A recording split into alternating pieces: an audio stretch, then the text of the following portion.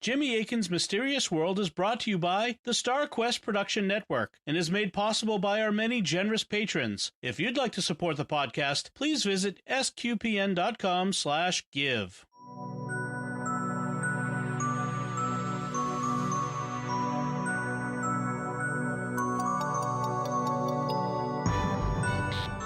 You're listening to episode 24 of Jimmy Akin's Mysterious World, where we look at mysteries both natural and supernatural from the twin perspectives of faith and reason. In this episode, we're talking about what on earth happened at Dyatlov Pass. I hope I'm saying that right. I'm Dom Bettinelli, and I'm joined as always by Jimmy Akin. Hi, Jimmy. Howdy, Dom. It's close enough. I'm looking forward to talking about this. We've had a lot of requests from people to talk about what happened at Dyatlov Pass, and it is really mysterious. Excellent. But first, I want to take a moment, as we've started to do it recently, to thank our patrons who make this show possible, all of our patrons. But today, especially, we want to mention a few by name: Robert H., Daniel W., Harry R., Johnny S., and Layla L. We're calling them out by name now, but we want to thank all of our patrons. Their generous donations make at sqpn.com/give. They make it possible for us to continue doing Jimmy Akin's Mysterious World and all the shows at sqpn.com. And you can join them in your support by visiting sqpn.com/give. Also, I want to take a moment just to kind of give you a little bit of a tip. If you own an Amazon Echo device, one in which you can say Alexa and give a command, you can listen to the podcast by just saying out loud, and I'm going to say it now, so it might activate your device if you're listening over a speaker. Mm-hmm. Alexa, play Jimmy Akin's Mysterious World podcast. Make sure you always add the word podcast there.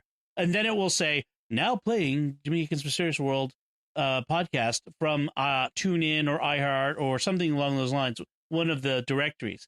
But it's an easy way to listen to the latest episode of the show, whatever the latest episode will be at when that you're moment. Around the house, or even if you're in your car, if you have an Alexa-enabled device in your car, which do exist now. Yes, it's becoming the Alexa is everywhere. So you just speak to the air and listen to Jimmy and me. So let's get to our topic today, which is Dyatlov Pass. What happened? So this is perhaps the most talked about unsolved mystery in Russia. It's their equivalent of the JFK assassination, which we've talked about now in this, and we'll be coming back to. But not the equivalent in the sense that it involves an assassination, but it is a mysterious death that to this day is not solved to people's satisfaction. Exactly. So there's endless discussion of it in Russia. Yes, it's the mystery of it that is equivalent. So what happened? In February of 1959, 10 highly experienced Russian hikers set out on skis for a lengthy hike in the Siberian wilderness. 9 of them died under very mysterious circumstances. And to this day, what actually happened out there isn't known. So what we do know is in the middle of the night, they cut their way out of their tent and fled into the darkness, where they all met their deaths, most by hypothermia, by freezing to death. The report issued by the official Soviet investigation came to the vague conclusion that they were killed by, quote, an unknown compelling force, end quote. So, of course, that means... compelled them to die. Yes. That means, of course, that there are numerous theories about what happened to them, and it's hard to find one that refits all the reported facts. So that's where Jimmy comes in to help us sort through it all. So what are the claims, the more exotic claims, I guess, is the way to start with this? So there are some very exotic claims and some less exotic ones, but among the exotic ones are that they were attacked by a menk.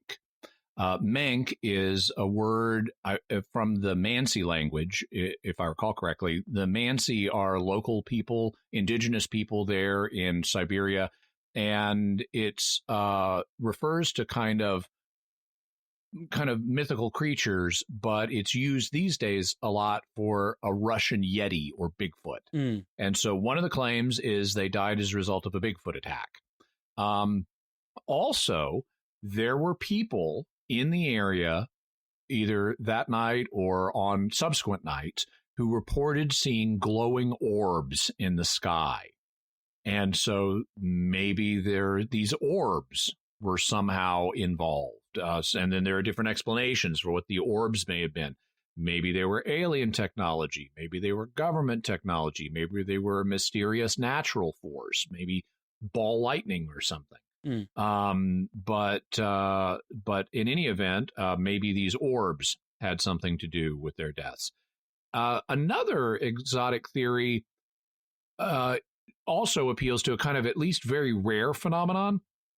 A gentleman who wrote a book that we'll talk about has proposed that they became disoriented due to infrasound. Infrasound is like very low frequency sound waves that can have a physiological effect on humans, including causing disorientation. And his hypothesis is the wind, because they're in this mountain, up on this mountain. And his hypothesis is because all of the other theories have big problems with them, maybe it was just the sound of the wind whipping around the mountain in such a way that it set up an infrasound pattern that then did have a physiological effect on them and caused them to panic and become disoriented and flee to their deaths. So those are some exotic theories. What are the more naturalistic theories, the counterclaims to the exotic? Well, sort of the least exotic one is they got drunk and became disoriented. Okay. Then another is there was some kind of an argument within the group that led to a conflict, which led to them fleeing into the woods. Another is that high winds, because there were strong winds. Maybe high winds carried them away, or at least one of them away, and then the others went in search of that person.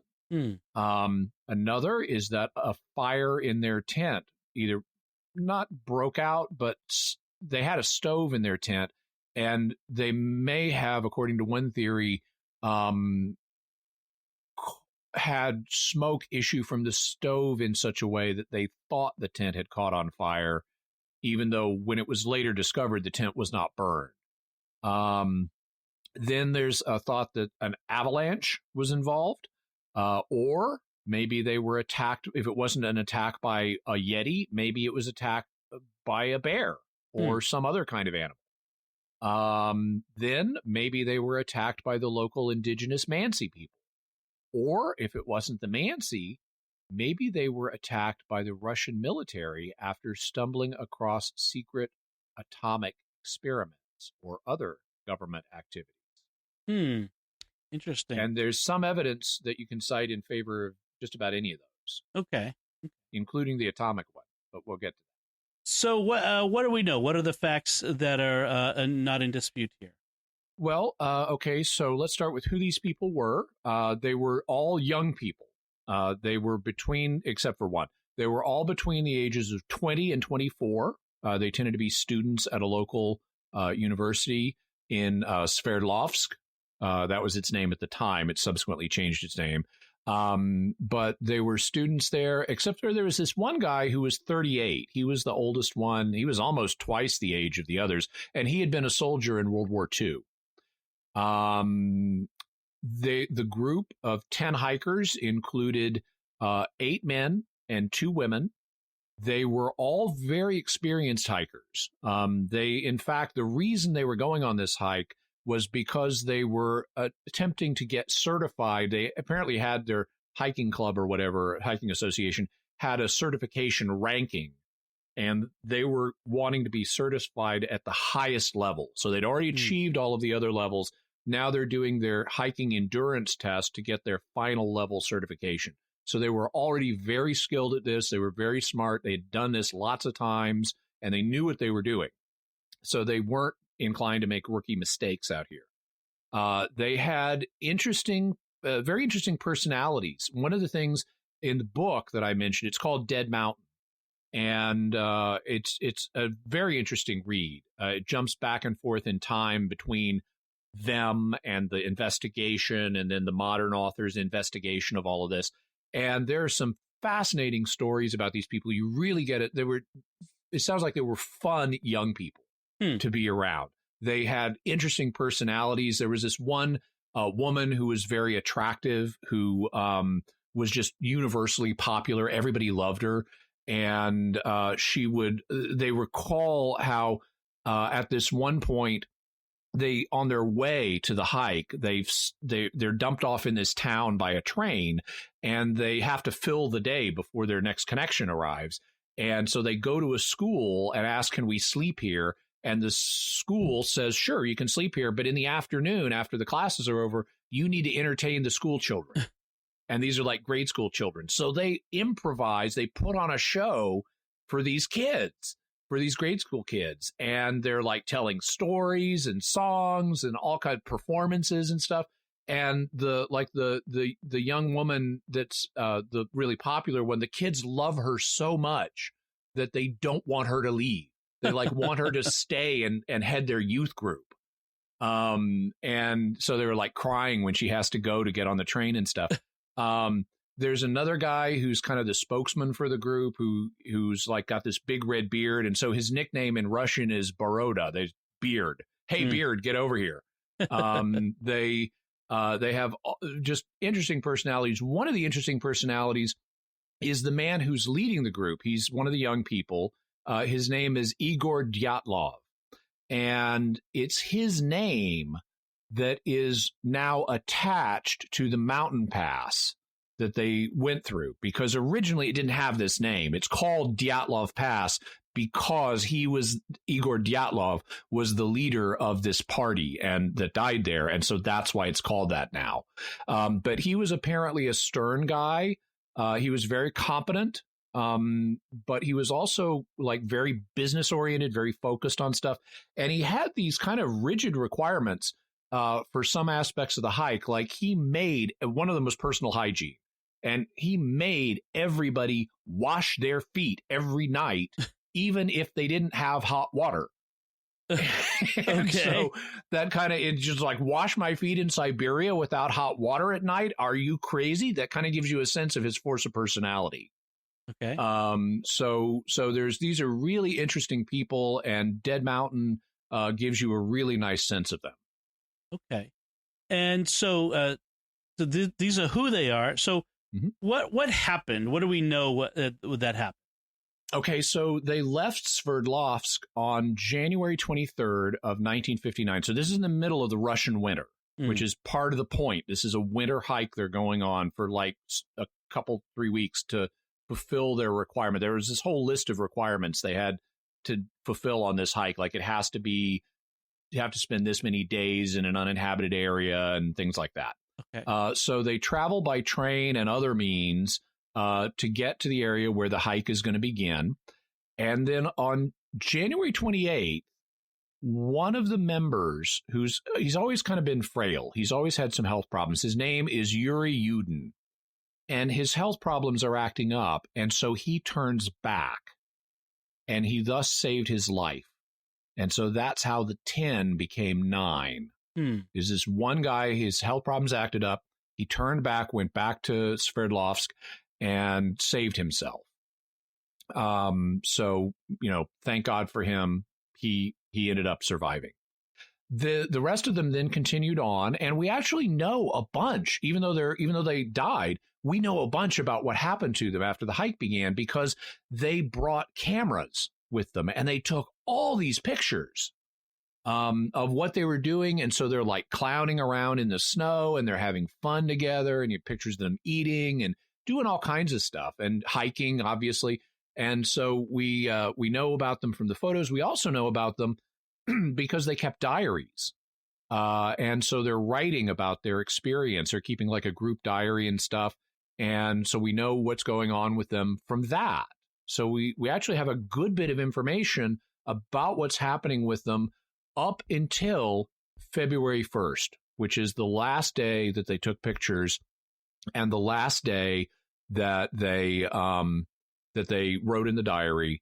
And it's the last day that they lived. They got to, on this day, they began moving through a mountain pass at a mountain called Kholat Syakhl, which in the Mansi language, it's translated different ways, but one of the things it's translated as is Dead Mountain, hence the name of the book. It also can mean like barren mountain, like it doesn't have game on it. Right. Like, don't go here for animals. But Dead Mountain is the way it's often translated in English. So they start making their way up Cholatsiachel, and they're driven off course by a snowstorm. And they're above the tree line at this point. So they're on this barren part of the mountain. They're not in the forest anymore. And Dyatlov decides we need to set up camp here. And then we'll spend the night here. And then we'll make more progress tomorrow. We'll get back on course, get back to where we're heading, which is still like they're not even supposed to be there for another 10 days. So this is kind of towards the first part of their trip. And that night, they all die. Wow. Okay. On Dead Mountain, I suppose it's translated as Dead Mountain in English because that Barren Mountain wouldn't be as good of a title for a book. Yeah. Yeah. And there's another mountain nearby. I was reading a little bit online in preparation that was called which translates as "Don't go there." So this sounds like a forbidding area to go into. Yeah, not like Siberia itself isn't a forbidding area to go into, but this is even more places specifically. Yes. Okay. So they all die that tragically on that mountain that night. When does the investigation? When do people start to notice that they haven't shown up? Well, they start to notice on February 12th because they were supposed to get to their destination on February 12th. So that's like 10 days after they died. The last entry is on February 1st. They died on the night of February 1st into February 2nd. Then 10 days later, they were supposed to get to their destination and send a telegram back to Sverdlovsk. Now, so that's when it gets to be February 12th and they haven't sent the telegram, that's the first anyone starts worrying. Now, when the Yuri Yudin, the guy who turned back, left the party, Igor Dyatlov told him, we're not making enough time. I think it's going to be a few days longer. So I think it's going to take us till like February 15th to get there. And so initially they didn't know back in Sverdlovsk about that. In fact, some of the officials didn't realize that Yudin was back. So it didn't initially talk to him. But then they did, and they found out, okay, they're thinking it's going to take a little longer. Wait till the 15th. The 15th passes, and they don't hear from him. And so then it gets to be February 20th, and their relatives are getting frantic now because they're way overdue. They should have been heard from. And the relatives demand that an investigation get started. And so they start a search crew. And they also, because it's a disappearance, they also open a criminal investigation because, it could be any number of things. So they open that as well. They start searching the area. On February 26th, the searchers find the tent.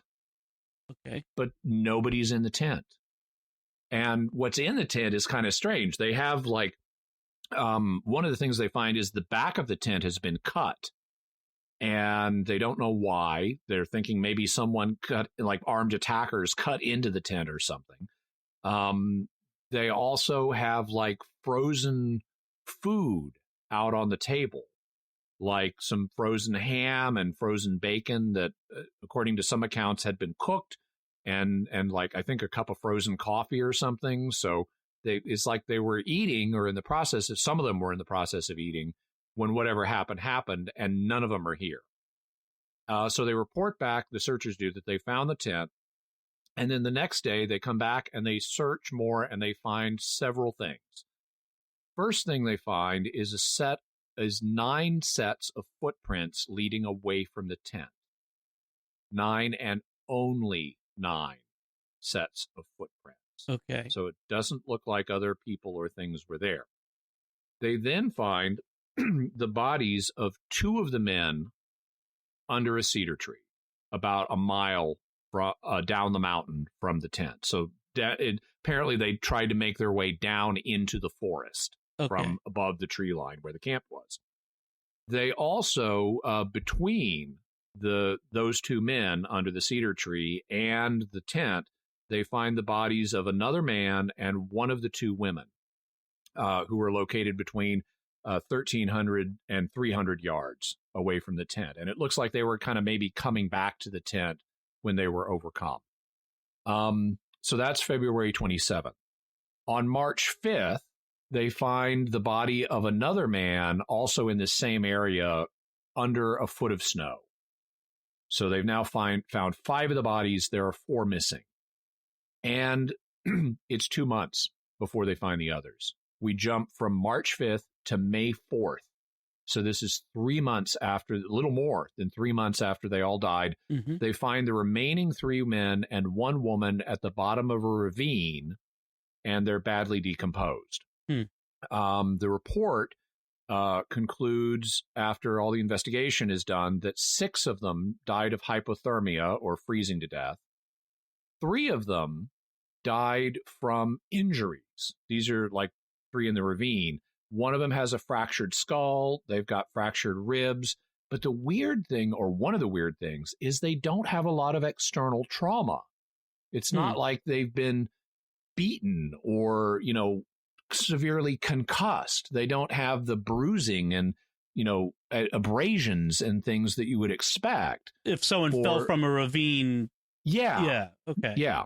So as a result, that's why the official report concludes that they were killed by a unknown compelling force, because this injury pattern doesn't reflect anything that's clearly identifiable. Okay. So it's strange. So what else? What other strange elements to this story? Because there's even more strange stuff.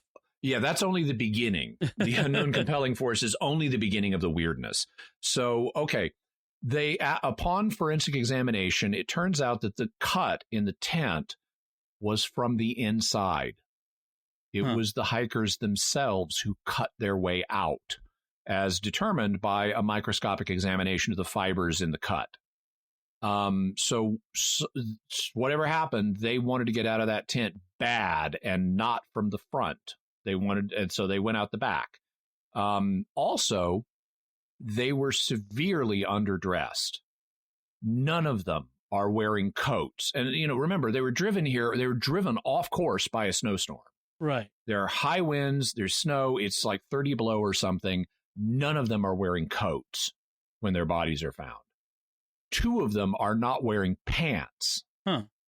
And none of them are wearing shoes. Some of them are barefoot, and others just have socks.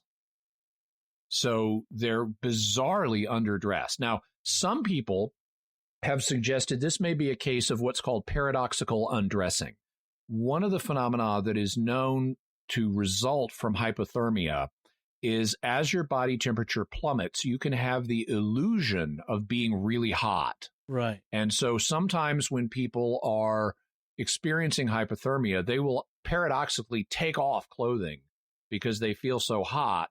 And that actually makes the problem worse. But why would all 9 of them?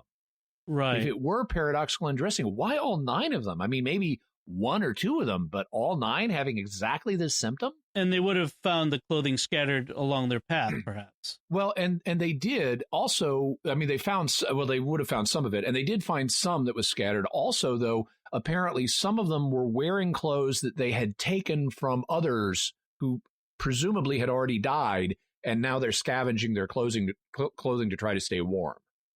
Okay. But none of them have coats, few of them don't have pants, and none of them have shoes. 2 of the men are missing their eyes. Their eye sockets are empty. Okay. One of the women is missing her tongue. Her tongue is just not there. Okay. The skin and hair color of these people, or the skin and hair of some of these bodies, has been strangely altered, the color. So their hair is looking in some of them like they're 20 years old and it's gray, and their skin has this dark, like orangish or something coloration. Some of them have singed flesh and singed clothing, and 2 of the men are wearing clothing that is radioactive. Oh, wow. Yeah. So there's lots of weirdness here. Right. So, being Siberia, they would have a lot of experience with frostbite, hypothermia. They would be able to recognize, like, skin gets discolored when it's killed by that. But so they would have known, oh, this is skin discoloration that is not normal hypothermia. Actually, that's, and we'll get to some of the kind of red herring evidence. But just this is some strangeness that is reported, and the question then is, what's going to be the explanation? Okay, I'm jumping ahead again. Natural. It's a fascinating story. As anybody who learns about this, you immediately start thinking through what are the options here. Exactly. This is making great X-Files or movie, or which I'm sure that has been. Yeah. So all right, so let's continue on then. Is there a faith perspective on this? Well, obviously, we should pray for these folks' souls. It's never too late to do that. But otherwise, there doesn't appear to be any particular faith dimension in this case. Okay, so let's then turn to the reason perspective. What does reason do to help us understand what's going on? Well, we sort of immediately confront an evidence problem. Reason relies on evidence, and we have kind of two evidence problems in assessing what's going on here. The first one is there are a bunch of conflicting claims out there. It's kind of like the JFK assassination. If you read books on the JFK assassination by different authors coming from different perspectives, as I've done, you're going to find contradicting claims where one author will say this happened just as a matter of basic fact, not as a matter of interpretation, but just here's what the facts are. And another author will say, no, these are the facts. And so without an agreed set of facts, it's hard to draw conclusions in some cases. And so we'll see as we go further into some of the theories where those conflicting claims cause us a problem. Also, the second evidence problem is all of the primary source documents are in Russian. And even though they've all been declassified now, back in the day in 1959, which was just kind of towards the beginning of Nikita Khrushchev's premiership, it was standard policy. Anything weird happens, you clamp down on it. That was just standard operating procedure in the Soviet Union. So a lot of this material was not made public, but now that the Soviet Union is gone, all of this material is now available. We have, lots of information from the official investigation, but it's all in Russian. And so that makes it harder for people here in the West to interpret it. And even like Donnie Icar in his book Dead Mountain, he admits repeatedly he's kind of relying on Google Translate to help him communicate with Russian officials about, well, what does this mean and stuff like that. So given the translation problem, it's not easy to access all of the primary sources. And consequently, that's probably one of the things leading to some of the conflicting claims. Okay. So what about some of the even more exotic theories that are out there? Yeah. So here's where we kind of have to remember the first rule of evidence, because it's fascinating to think about really exotic things like, could this be aliens? Could this be time travelers? Could one of them have a cold virus that suddenly mutated into a mind-altering, panic-inducing virus during the course of a single night?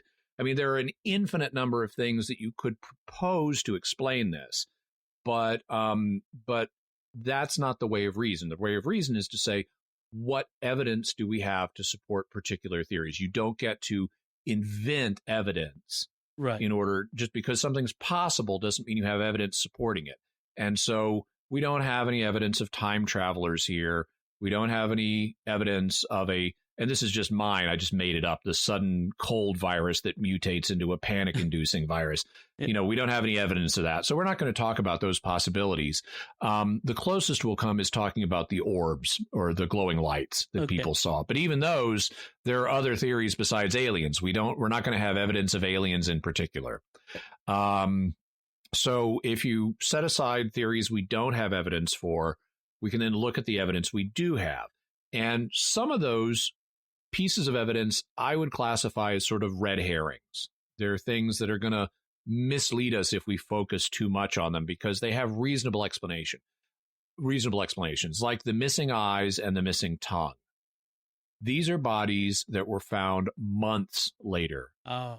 They have had time to have decomposition of soft tissues. They have had time for predators to come along and take bites.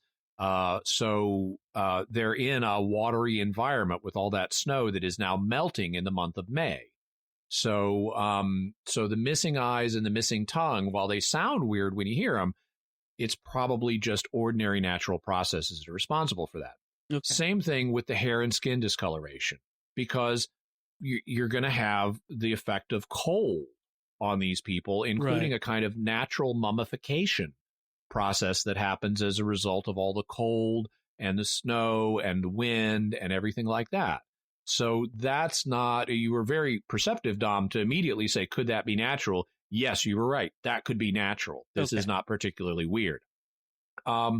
The singed flesh and the clothing may be explained by the fact they also found the remains of a kind of makeshift fire that some of them tried to start in the woods. Okay. And so that could be where that came from. In terms of the missing clothing, why are they also underdressed? Well, we mentioned the problem with paradoxical undressing. That's like, why would it happen to all 9 of them? Well, they were going to bed. And furthermore, they're in a tent with a stove and blankets, and Dyatlov has this insistence that they all wash their feet every night. Right. So maybe they just took off their shoes for bed, or maybe they were just doing the foot washing ritual when all of this happened. And so it's weird that they're also underdressed, but there's a plausible natural explanation for it, which is, they were in a heated tent getting ready for bed, and whatever caused them to flee, they didn't have time to get dressed. So that explains that. One of the weirdest sounding things is the radioactive clothing. Right. So why, could they have stumbled across some secret nuclear thing, or could that be evidence of aliens? Well, the thing is, when they measured the radioactivity of these clothes, it was not very far above normal. All objects have a certain amount of radioactivity to them. That's normal. Everything does that. That's why when you wave a Geiger counter over anything, you will hear some clicking. It's when you hear a spike in the clicking that something is abnormally radioactive. Mm-hmm. And these items of clothing that 2 of them had were abnormally radioactive, but not by much. By modern standards, they were still like within safety tolerances and things like that. And so could there be another explanation for this mild radioactivity? Well, this was 1959. It was the Cold War. Russians were doing atmospheric testing of nuclear weapons in, not too far away. And so radioactivity from that could have drifted over on the wind, and some, particles of it could have settled out on these clothes, especially over the 3 months that they'd been laying there, or however long in a particular case. Mm-hmm. And then there's the fact that the 2 guys with the radioactive clothes worked at places where they used radioactive materials. Okay. This could be workplace contamination, that they've just got on their clothes and happen to bring these clothes with them on the hike. Right, because you said they were students at the Ural Polytechnic Institute, some of them, too, which, if it's an engineering or science school, that sort of stuff could be there, too. Okay. Yeah, and specifically, we know that they worked at like labs and businesses that did use radioactive materials. I think one of them was like at a plutonium processing plant or something like that. Of course. Okay. Yeah. So all those pieces of evidence are kind of red herrings. They don't really lead us anywhere useful.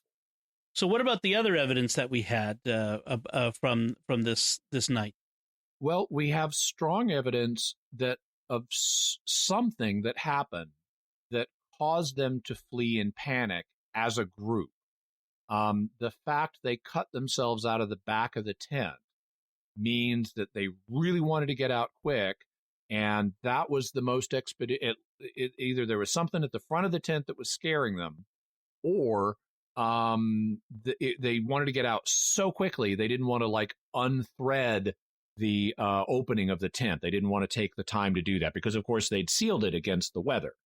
And it's not like they'd had, easy zippers or something. Right. So they cut themselves out and they ran out, all of them underdressed, and all 9 of them left at once. So like whatever this is, it's not something that like maybe there's an emergency outside that some of us could go deal with. It's like, no, all of us have to get out of this tent right now. And so something happened that caused a sudden panic-induced flight of all 9. And the question is, what? So there's a couple different things that could cause everyone to run out that you mentioned in the theories. Something where they get attacked, and then the other kinds of theories. So what about the attack theories? Yeah, so among the attack theories is what I mentioned at the top of the show, that they were attacked by a Yeti. And there's even a little bit of evidence to support this because, they took all of those photos on their trip, right? Mm-hmm. And one of them is of a kind of distant, blurry figure in the snow that looks dark and that some people have interpreted as a Yeti. It even kind of is in this weird posture that doesn't look like the way a human would normally stand. And so there's that people have pointed to as evidence of a Yeti attack. Also, on their last day, they had before this incident happened, someone in the group had written a fake newspaper just to entertain the group. Because, they were big on stories and songs and poems, and they would stay up late singing songs and reciting poetry and stuff. Somebody had made a fake newspaper because they were in the Oroton Mountains. It was called the Evening Oroton. And it had a variety of articles, like one on a scientific investigation of can 1 blanket and 1 stove keep 9 hikers warm. and tomorrow there's going to be a seminar on love and hiking by Dr. So-and-so and Dr. So-and-so, the 2 women who were on the group. Yeah. And so just, harmless stuff just to entertain the group. But one of the things was an article about a scientific finding that Menk, that read Yetis, are real. And so Yetis were on their mind, or mink at least, were on their mind. They knew about this local folklore, and they referenced it in this fake newspaper they made. And then they have this photo. Now, you could say, okay, maybe the photo has been completely misidentified. Maybe it's just a person in the distance. Maybe it's even a person posing like a Yeti to make a deliberately blurry photograph for the fake newspaper. Right. Or for their friends when they get back and say, "Ooh, look at what we saw." So the photo isn't necessarily proof. For me, the 2 things that are dispositive here are if you put yourself in the position of a person that's in a tent and there's a Yeti menacing the tent outside, presumably howling, maybe throwing rocks at it, my inclination is going to be to stay in the tent. Right. It offers shelter. I'm probably not going to cut my way out of the tent. I mean, for something like that. Even if I do, the Yeti should leave tracks. Right. And there's only 9 set of footprints leading away from the tent. There's no Yeti prints. Sorry, it occurs to me.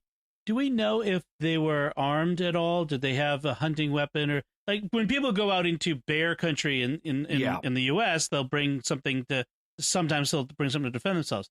Do we know whether they were armed or not?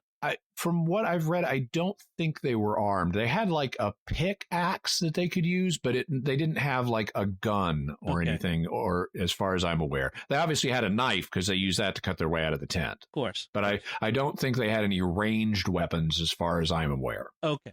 That's so no footprints, which is a problem for all the attack theories then, right? Yeah, exactly. Animals, same thing. Why aren't there, if they were attacked by a bear or something, why are there no animal tracks? It's not just that the tracks would have gotten erased by the snow. The human tracks were still there. Mm-hmm. So if there were animal tracks, they should be there too. Also, with animals, why would you leave the tent again? That's your best shelter. If it was locals or the Russian military, here I could kind of see sneaking out the back. If the locals were up front, or the military was up front, or armed people were up front of the tent, and you're talking back and forth with them, you might keep that conversation going while someone cuts a hole in the back of the tent so you can get out that way. That would make a little sense to me. But the locals were friendly. The Mansi people were not known to attack others. And again, there are no footprints. There should be footprints if there was some menacing party outside. So all of the attack theories have problems with them. And I'm therefore inclined to look at the non-attack theories. Okay. And those, again, we mentioned the top of the show, but yeah, let's go through those again then. So what was the drinking one? The simplest is, they got drunk and they became disoriented and they fled the tent and died of hypothermia, and maybe some of them fell in a ravine. Well, here's one place where we get conflicting evidence claims. According to one source I've encountered, several of them were intoxicated, and that could lead the others to go after them. If you got to round up 4 drunk people, it might take the other 5 of you to do it. Right. So that's a possibility. But it's still kind of tough, especially if the claim from another source is true that they didn't drink. They had only a small amount of alcohol for medicinal purposes with them, and that was found in the tent. They had not drunk it. So, and these kids were like really clean cut. They were, for example, they'd even given up cigarettes for the duration of the hike. And this is, 1959 when everybody smoked. So they've given up cigarettes for the duration of the hike, except for this one guy I got to respect. His name is Alexander Kolevatov. He smoked a pipe, and he said, you all can give up cigarettes if you want. I'm not giving up smoking my pipe. So aces to him. But these are really clean cut kids.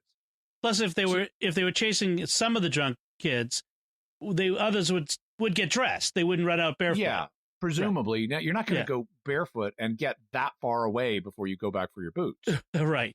So there are problems with that. Then there's the fight theory, like maybe a romantic argument erupted or some kind of other argument.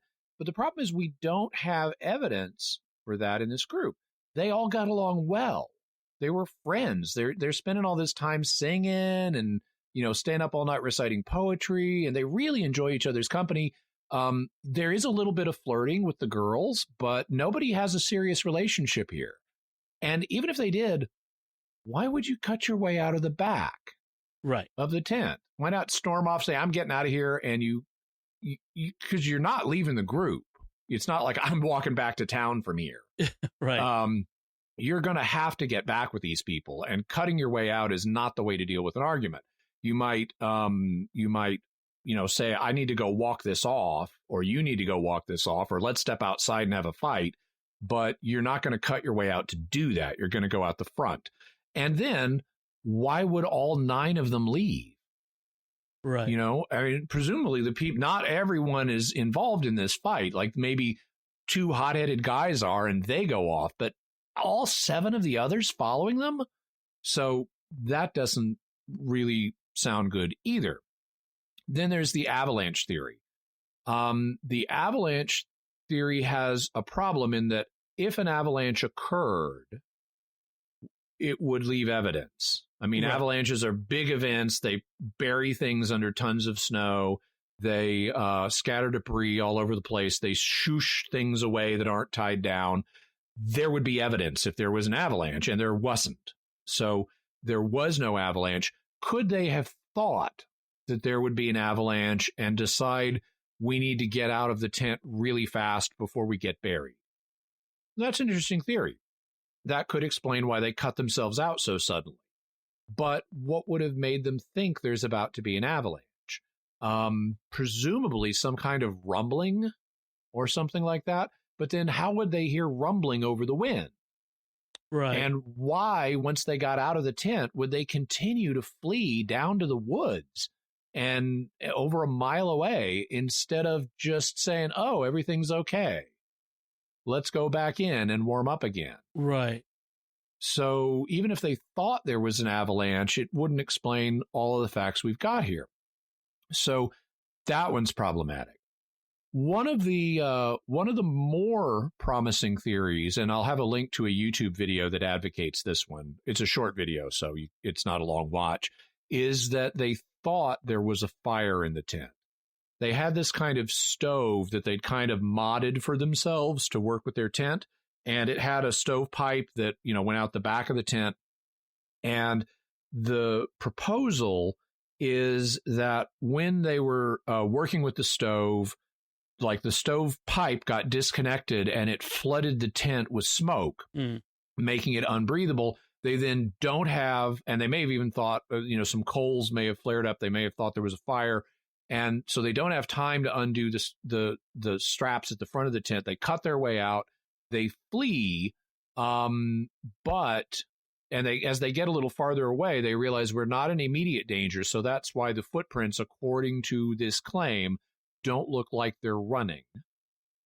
But because the smoke makes it impossible to be in the tent, and they think there may be a fire or one may be about to start, they continue to make their way down to the forest to try to seek shelter there, because that's their next best option if they can't use the tent. On the other hand, you'd think they might just wait outside the tent and see what happens.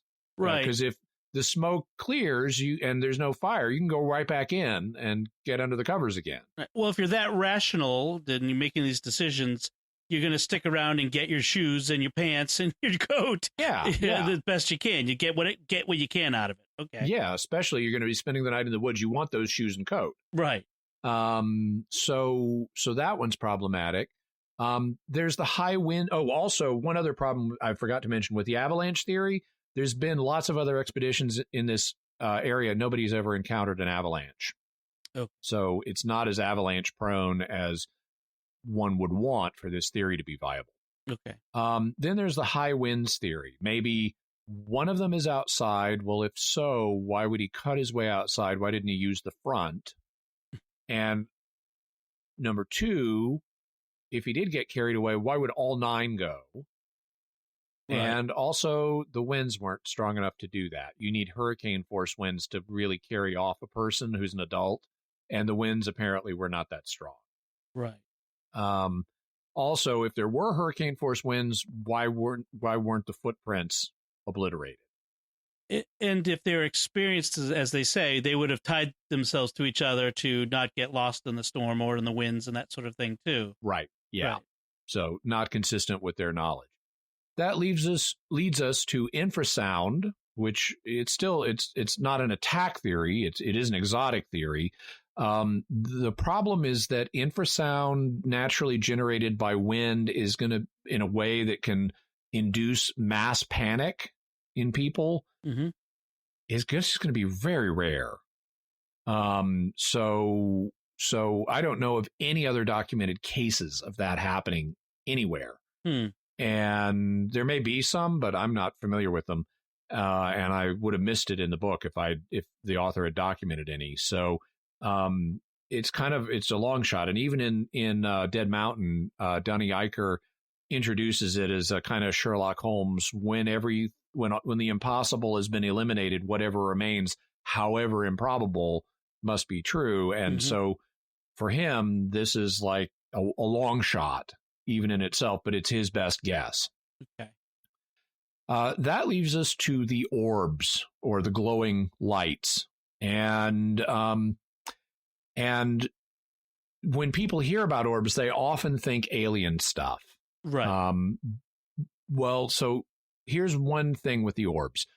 There were glowing lights seen in the sky by a variety of people in around this time frame. But we don't have particularly strong evidence on the night of February 1st into February 2nd. The kids don't mention it in the diary. There is actually the final photo on the camera is a dark photo with a couple of light things in it, but it's not clear what that is. It could be a photo taken inside the tent of the stove. It looks like there's some kind of aperture malfunction with the camera on this photo, so it's not clearly of anything.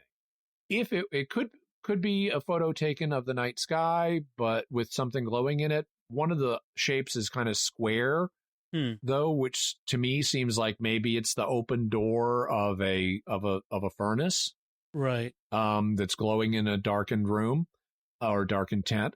So the photo is kind of hard to assess. If we think about the glowing orbs, though, there could be a number of things that they are. They could be fireballs, meteors, large meteors coming in and burning up, like the one that blew up in Russia a few years ago.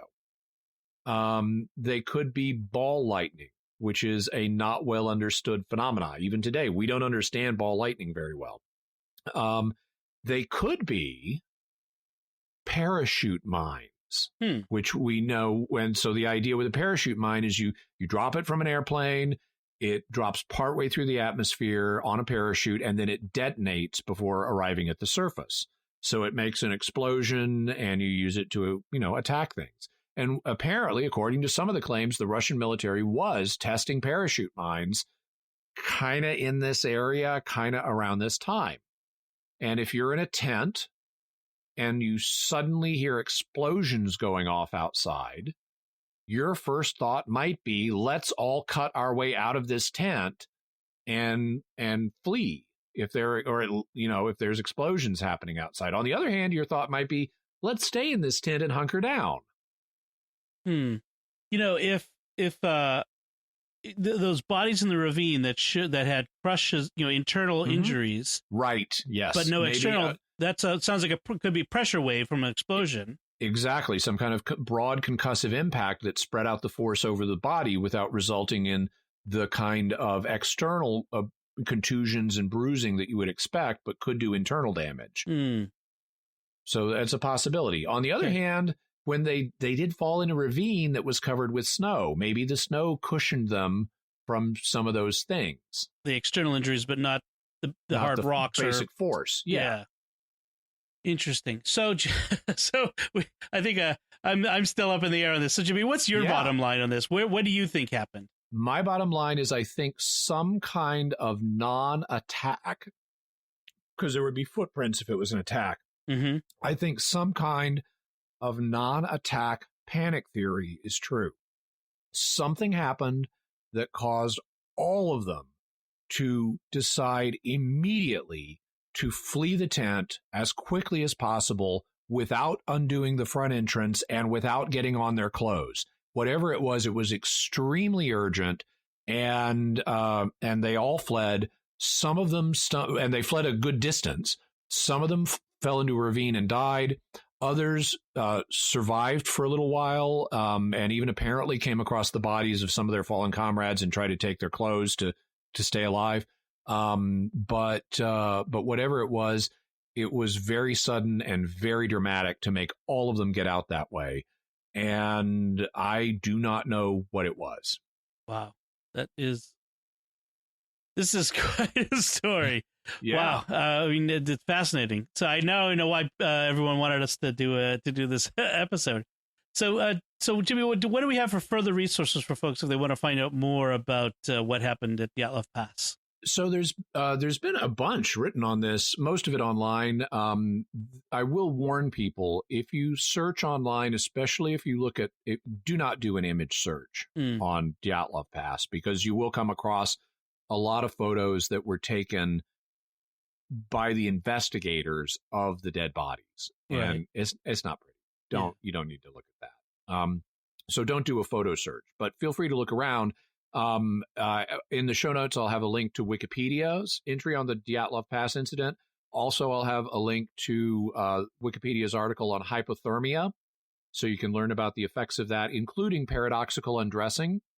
I'll have a link to the book Dead Mountain by Donnie Icar. He's an advocate of the infrasound theory, but even if you don't buy his theory, it's a fascinating discussion. And the way he writes the book, bouncing back and forth between what we know happened to them based on their own records. And he's got nice photos of them, too. They're a bunch of cute kids. He's got these great stories about them from their diaries and from people who were interviewed at the time. Then he bounces back and forth between that and the investigation that originally occurred and his own investigation. It's a really interesting read. So Dead Mountain is the book. Also, I'll have a video link to a YouTube video. It's very brief. It doesn't take a long time to watch. But it basically is a very, even though it's short, it's a very methodical kind of walk through the evidence. And the author of that video, who I think may be French based on his accent, he's not Russian because he mentions working with translators of the Russian documents. But he advocates the tent fire theory, that the tent became filled with smoke and that's what drove them out. And he possibly in conjunction with the fact with some of them being drunk, because he's one of the people that says some of them were drunk, whereas Donnie Icar, based on his investigation, says none of them were. So there's a factual difference there that could affect which theory you buy. Okay. But that video is also very good and doesn't take a long time to watch. Interesting. All right. So let's move on to mysterious feedback. And this week we're going to be talking about our feedback from our Dr. Feelgood / JFK episode that we did. From YouTube, Aaron says, fascinating. I'd never heard any of this stuff before. And that's a very common reaction I've heard from people that I've talked to who've listened, that nobody had ever heard this about this guy before. Yeah, but the evidence on him is out there. It's solid. He did exist. He did treat Kennedy and a bunch of other celebrities who all talked about him. And we're talking about Max Jacobson, a kind of rogue doctor who gave Kennedy these apparent injections of not only vitamins, but methamphetamines. And he's talked about by all these celebrities in their celebrity biographies. Wow. From Facebook, Kelly says, this was a surprisingly fascinating episode. I admit when I first saw the topic, I wasn't very interested, but I knew Jimmy and Dom would make it compelling. Thank you so much, Kelly. Yeah. I'm so glad I listened. I had heard of the term Dr. Feelgood, but I never knew the nickname was of an actual person. I knew about JFK's health issues, but not the extent and nature of the treatments he was getting. Great episode. Was very informative. Thank you so much, Kelly. And then Rick on Facebook says, was totally unaware of this whole story. I knew Kennedy was getting injections, but beyond that, I didn't know about Max. Yeah, it's very interesting. It's very you're very well informed, Rick, to even know that he was getting injections, because the Kennedy family really tried to keep JFK's health problems on the down low because they really wanted to project the figure of him as this young, vital, strong American president, and they didn't want this stuff generally known. And then one bit of feedback from the Tunguska episode we did. Tammy says on Facebook, when the Tunguska episode popped up in my podcast feed, I shouted yes and did a little happy dance in the grocery store. That's awesome. And Tammy, I also dance in the grocery store. I have, since I call dances, I have a playlist of dance tunes that I am teaching myself to call sometimes, and and some of them are so catchy that as I'm going down the aisle putting things in the cart, mentally calling the dance to myself, I'm also doing a little bit of a dance. So I totally approve. Dance as if no one is watching, even if they are. So what are our mysterious headlines this week, Jimmy? Okay, so the first one, you've probably heard of the Bermuda Triangle, but there's an article I linked to on the Nevada Triangle. This is an area in Nevada near Area 51 where more than 2,000 planes have vanished in the past 60 years, according to the story. So going to want to find out what that's all about. Wow. There may be natural explanations given that it's near Area 51. Maybe, yeah. All right, what else do we have? Maybe the government's holding more than alien hostages out there. Yeah, right. So what's next on our list? Well, so Area 51 is known for developing new military applications. And speaking of military applications, the Russians have been at work building a giant combat walker. So if you not the kind you see in Empire Strikes Back, but like the kind you see in Gundam Mobile Suit animes, where it's like a person gets in it and it's like their own personal humanoid robotic giant tank. And so take a look at the Popular Mechanics article on the Russian giant combat walker. I want one. Yeah, just watch out for little fuzzy bear like creatures who might destroy it. So, and then we have one more headline. Yeah, just today I stumbled across an article about an Egyptologist I'm familiar with. For many years, he's now retired from this position, but for many years, the head of antiquities in Egypt was a man named Zahi Hawass. He was the one, if you wanted to like do research in the pyramids, you got your permit from him. And he's kind of a colorful character, and he's done a lot of excavation, and he has now talked about how he has been haunted in his dreams by the ghost of child mummies he dug up. Wow. He dug up, he found some child mummies and separated them from where their father was buried to put the mummies on display. And then he started seeing the faces of the child mummies in his dreams. And then they started reaching out their arms to him in his dreams. And he put them back with their father, and the dream stopped. Yes. The sweet dreams, everyone, after that one. Don't listen to this episode late at night. Wow. Okay. I've seen interviews with Zahi Hawass. He's a very interesting, colorful character. Yeah. Well, so that's it from us this time, folks. What do you think about the mystery of Dyatlov Pass and the theories that have come up? Do you have a theory? Let us know. You can go to sqpn.com/mysterious or to the Jimmy Akin's Mysterious World Facebook page and leave us some feedback there, or send us an email to mysterious@sqpn.com. Remember to like the episode on our Facebook page, retweet it on Twitter. Be sure to, if you haven't yet, subscribe in iTunes, Google Play, Stitcher, TuneIn, your favorite podcast app, or if you're on YouTube, hit the bell to get notifications. And remember what we told you at the top of the show, the trick about asking your Amazon Echo to play the podcast by name. Share the podcast with your friends, please, and write a review in iTunes or wherever you get your podcast from. That helps us grow the community and reach more listeners. You can find those relevant links from our discussion and links to the mysterious headlines on our show notes at sqpn.com/mysterious. Until next time, Jimmy Akin, thank you for exploring with us our mysterious world. Thanks so much, Dom. And once again, I'm Dom Bettinelli. Thank you for listening to Jimmy Akin's Mysterious World on StarQuest.